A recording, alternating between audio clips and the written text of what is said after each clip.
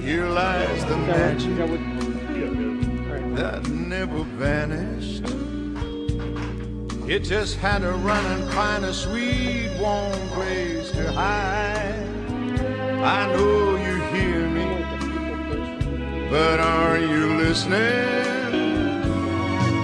Tonight,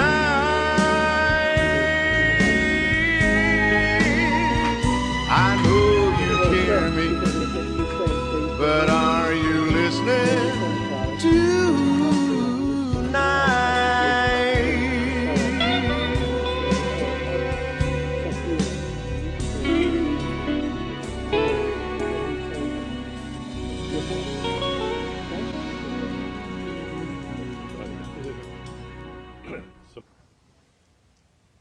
Welcome to Suzanne's studio, and I'm Suzanne.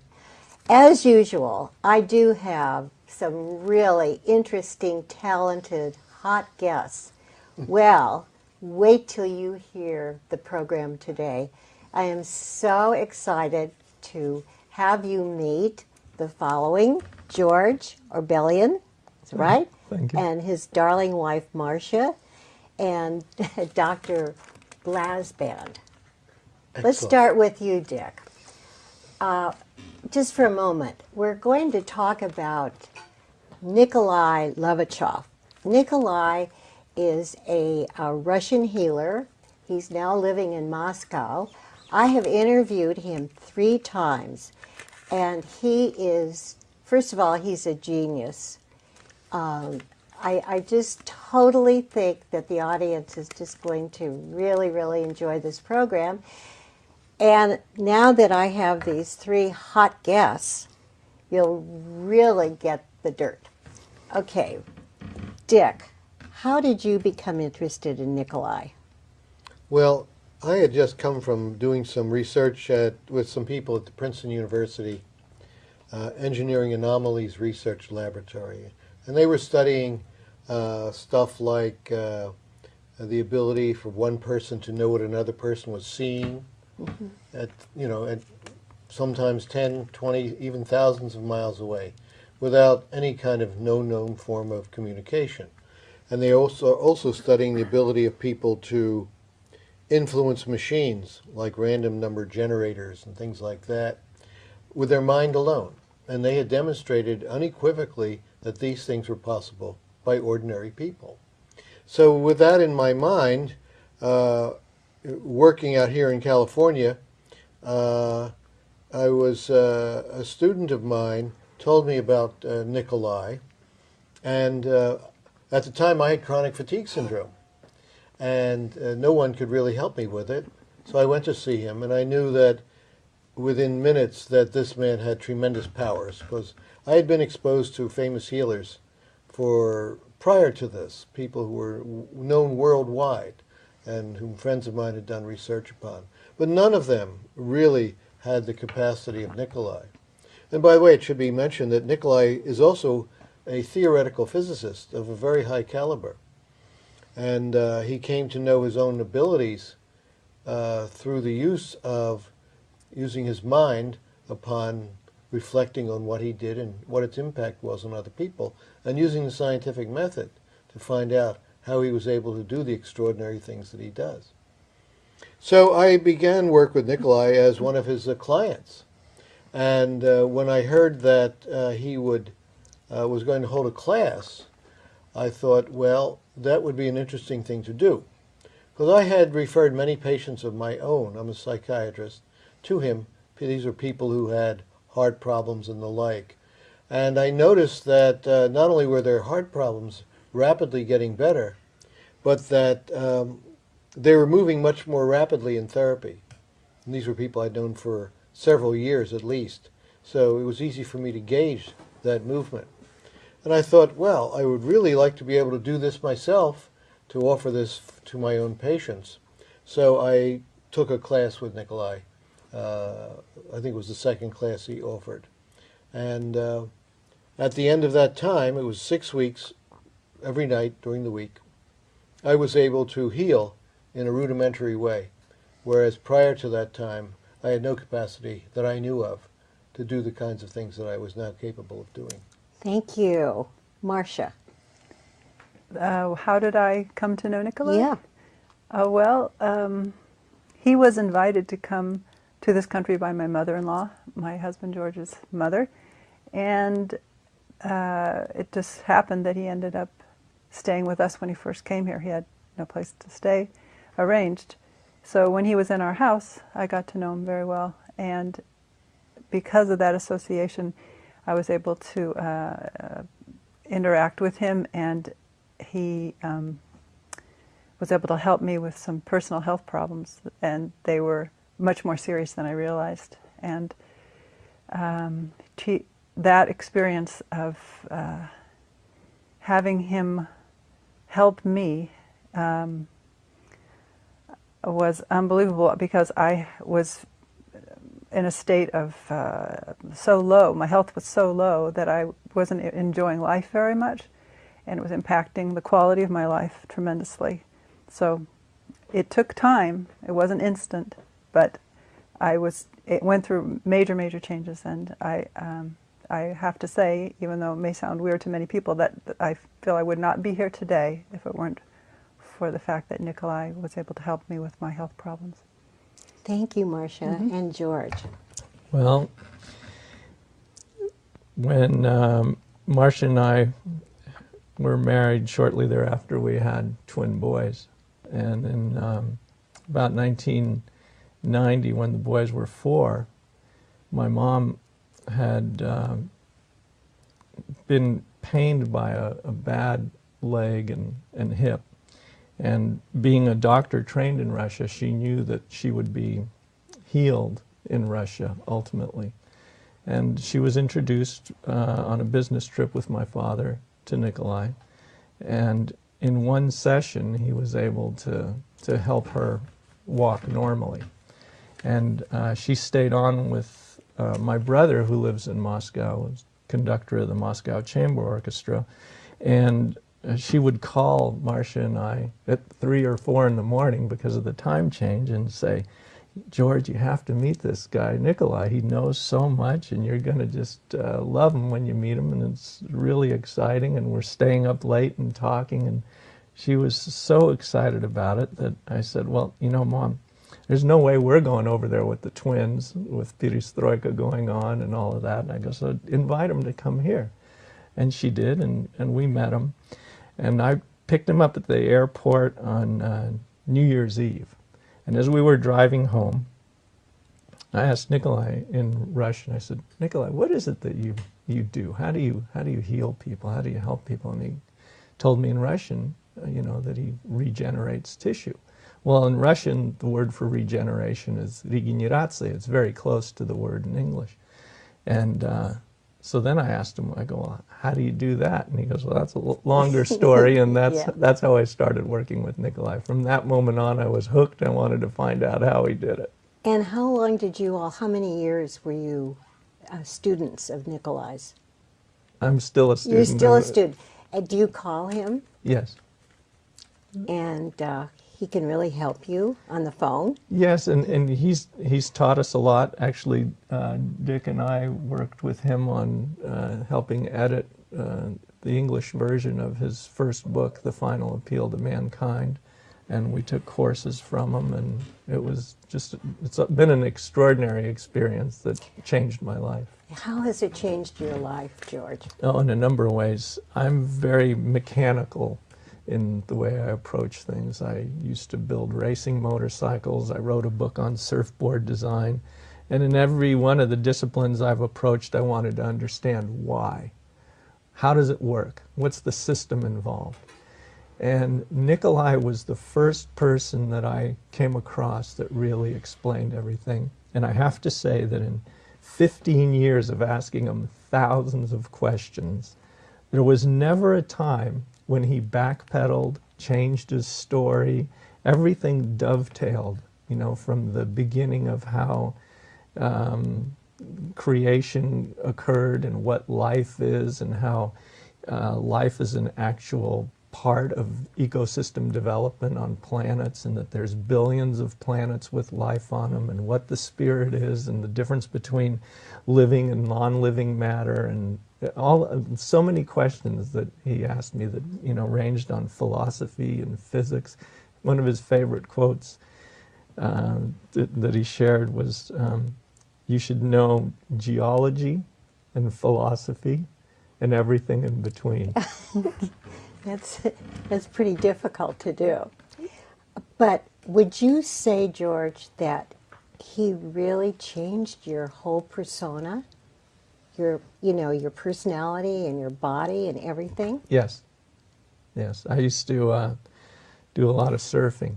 I still surf. I've been surfing for 35 years. And when I went surfing, I'd get out of the water. In San Francisco, it's cold water, so you're wearing a wetsuit, and I'd often be just exhausted afterwards. You'd surf for an hour and a half to 3 hours, and you'd have to eat, rest, warm up. Whereas when I went on mountain bike rides, you could ride for 3 hours and you felt energized. And so after I started working with Nicolai and translating for him, sometimes I'd walk into his house after surfing, and even though I'd showered and changed, he'd ask me, "Did you go surfing today?" And I said, "Yeah, I did." The days I went mountain bike riding, when I also showered and changed, he never asked me if I went surfing. So after that happened about 3 or 4 times, I said, "Hey, Nicolai, how come when I go surfing, you ask me if I went surfing, but when I ride my mountain bike, you don't ask me if I went surfing? How do you know?" And he goes, "Well, when you're coming up the stairs, you're dragging half the ocean with you." I go, "What do you mean I'm dragging half the ocean with me? I took a shower, I'm clean, I had no sand on my feet." And he says, all of the extinct life forms that were part of the evolution of life of planet Earth, that developed in the ocean, which is the birthplace of life on this planet, he goes, they don't have physical bodies anymore. So if you go out in the water without a shield, then they attach on to your life force, and that's why you feel tired when you're out there. And when you come back in, because your body's recovering and, you know, kind of rebuilding itself. And so once he told me that, I said, "Well, how do I fix it?" And he goes, "Well, you have to do a shield." I said, "Well, how do I do a shield?" He says, "Well, you visualize light in your solar plexus area. You let that light grow out through your body and push anything negative or anything disease-like out of your system. And when you feel that light going out and permeating every cell in your body, then you put a shield around that. And that can be diamonds, it can be rainbows, whatever you like, but it has a program." And I said, "Nicolai, what is that program?" And he said, "It's very simple. Nothing negative comes in. None of your life force goes out without your permission." So at that point, I knew how to do the shield. I'd go in the water surfing, and I noticed no tiredness afterwards. Wow. But also what happened was I didn't have the emotional highs and I didn't have the emotional lows that were associated with, you know, the thrill of surfing, or the parts that aren't so thrilling when you're getting hammered by surf. Well, that's quite that's a lot of evidence. But most people don't really believe that anybody can do what Nicolai does. How? Well, on one of the shows, I went to see Nicolai. I'm just crazy about him. He is so different. And he knew that I had my arm broken, and he knew right where it was, in my shoulder.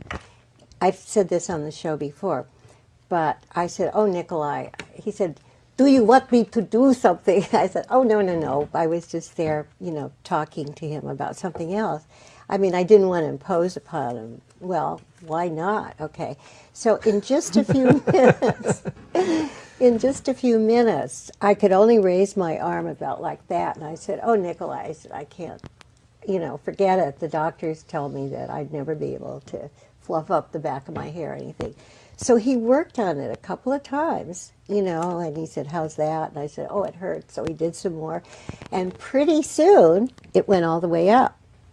And I told those wretched doctors But they said, you know, this is just all in your mind. How can you educate people to someone like Nikolai, who's a master? He's a genius. Well, he's more than a genius, right?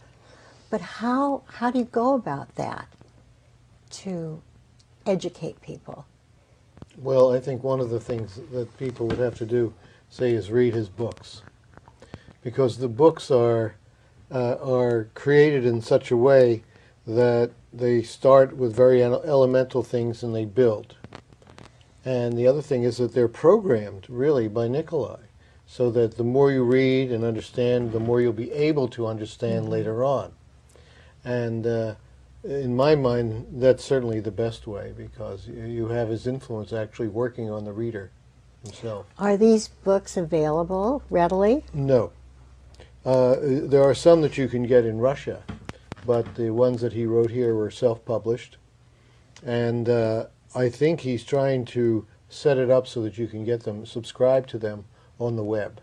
But that hasn't been achieved yet. Oh, that would be very good. But you can read some of his stuff in English on his website, which is levashov.info. Oh, I didn't know that. Yeah, LEVASHOV.info. And there you'll find exposition of some of his ideas in different languages. You just click on the British flag and you will get an American or an anglicized version. This is what I'm so intrigued about. When I met Nikolai, I knew he was really different. I mean, really different. And my deceased husband, who was a judge, he said, you know, I don't want to go up there. I don't believe in that. I said, oh, please, please. So after about half an hour talking to Nikolai, my husband said, my God, he said, this guy is kind of believable. I mean, I never thought that George would feel that way.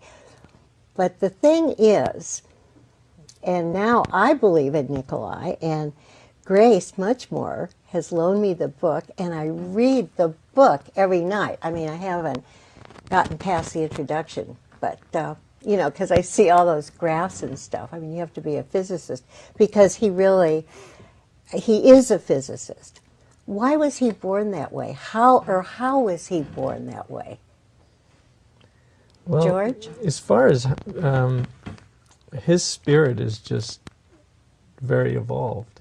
And he was also knowledgeable of that fact and developed himself. He was a very serious student, and he took advantages of the educational system in Russia, which is one of the top in the world. And he really looked under every rock and asked the hard questions. And I remember a story he told when he was in school, and he was asking his biology teacher at the university level now, you know, why cells change. Why do some cells become bone tissue and some cells become neurons and some cells become, you know, the heart muscle?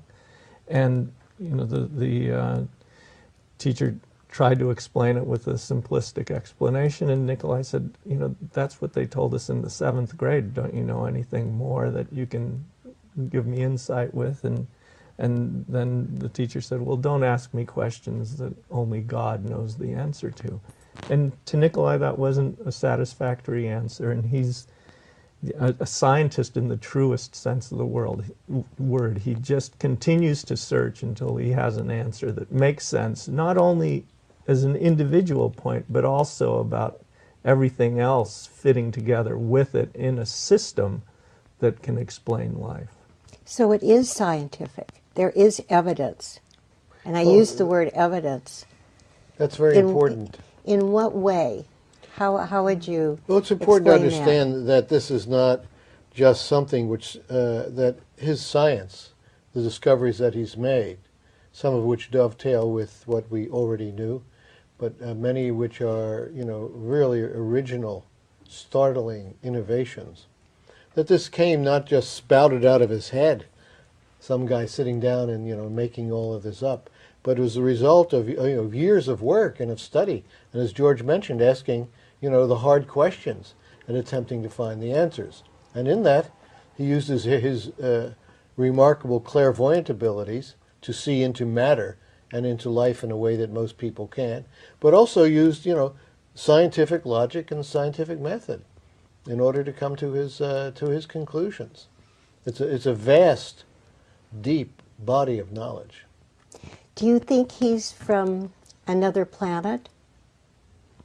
I think that that the spirits which make him up, which are part of him, probably have come from other planets. George, you may know more information about that than I do. Well, I just think the world would be a better place if there were more spirits like his on this planet. Yeah. Could that happen? I think it's happening. Do you? Yes. But who's learning this, George? Nikolai's sharing his knowledge all the time with people on a telepathic level and children, and it's his plan and mission to do that. That's why the title of his book is The Final Appeal to Mankind. What is he doing now in Moscow? He's just moved back there and getting reacquainted with old friends and family, and getting back to work, building a new base there. Grace says he goes into the hospitals and helps some of the patients, or whatever patients I'm sure that he has contact with. I haven't spoken to him about that in particular, so I wouldn't be able to comment. Yeah, Grace calls him. Do you call him Dick? 3 times a week. Really? What do you ask him? Could you tell us something Yeah, personal? can you fix this? Well, you see, once I was healed with the chronic fatigue, Yeah. I wanted to continue working with him and have my spirit evolved, because he can do that, to the point where I become a more effective healer. So I've continued to work with him, as I said, 3 times a week, in order for him to help me do that. Marcia, how do you use all the knowledge you have now? Since I don't practice healing, although I've attended his classes, I try to use his knowledge to help me improve the quality of who I am, and which affects the quality of my life and people around me. And it's very important to use the knowledge I've gotten from him to make every decision in life, every minute. There's something you can be present about and conscious of that'll help you be a better person, and that moment be the best moment it can be, because we really do have that ability to affect the quality of our life and the experience we're having. And you're a dancer and an educator? Well, I used to dance. But you still look like you dance. Well, I don't know. I love to move still. And now I'm working with children. So it does spill over, doesn't it? Yes. It really does. It's just hard for people to believe that, and I'm sure there are a lot of other healers that we don't know about, right? But it's so hard. They think it's just a bunch of nonsense, magical stuff that, self-hypnosis, that you can do it yourself. But you can't. I mean, without the aid of someone who really is a healer. Don't you agree? Well, the important thing is to know is that you can only understand what you've been evolved to understand. When you were a child, I mean, there were many, many things that adults around you understood that you could not understand. And you evolve, you change, and as you become an adult, you can now understand those things. Well, there are many different levels of evolution that a person can go through while they're here, incarnate on this planet.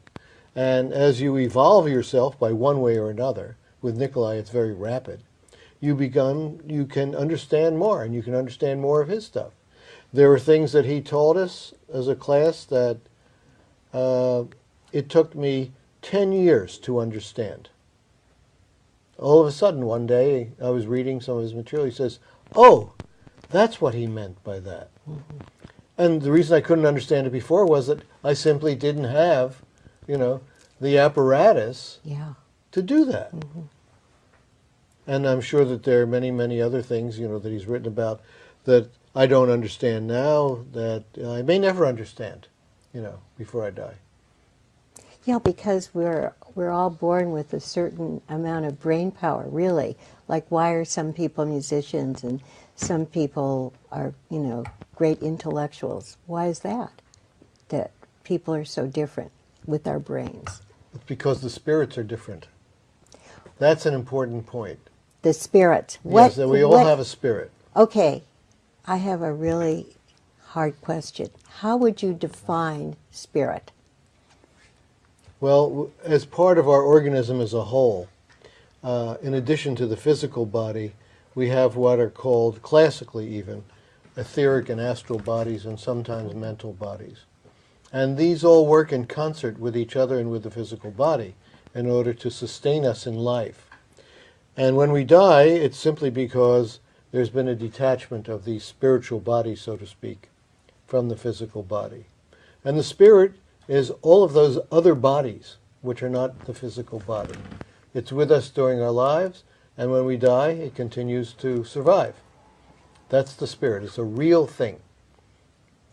Well, what can I say? The last time I was with you all, I could hardly get home. It's so fascinating, and it's heavy duty, but it's just awesome. We're going to do another show the end of March, hopefully, and we're going to do a continuation. And I just wanted this show to educate the audience and to make Nikolai, God bless him, more believable. And I want to thank our great crew. We have a darling crew. Of course, they're all men except for Suzanne, so I have a lot of competition with her. And it's all volunteer, and of course, I thank all of you, and I'll see you next month. And thank you, our audience, for watching. And guess what? I can't wait to see you next time. Bye-bye.